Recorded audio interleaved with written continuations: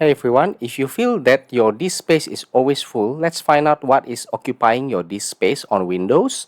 So there is a very easy to use tool, and this is also free on Windows. So let's download this one. It's called WinDirStat. So Windows Directory Statistics, and then okay, it has finished downloading. So let's install this one. You can just follow the steps. So once you are done, it will be available under WinDirStat.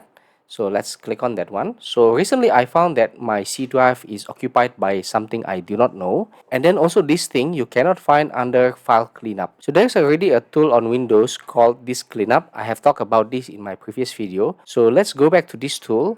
Let's analyze the C drive. So C drive is particularly very important because your system is running there. So you need to leave around 15 to 20% of your disk space in C drive as a buffer for your system to run well.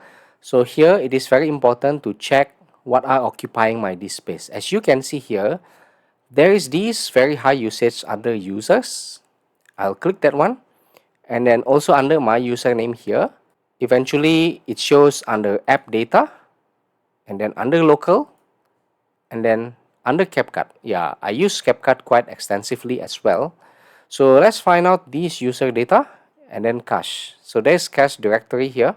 So you can go on deeper to check what are the folders that occupies this, but this is basically just a cache.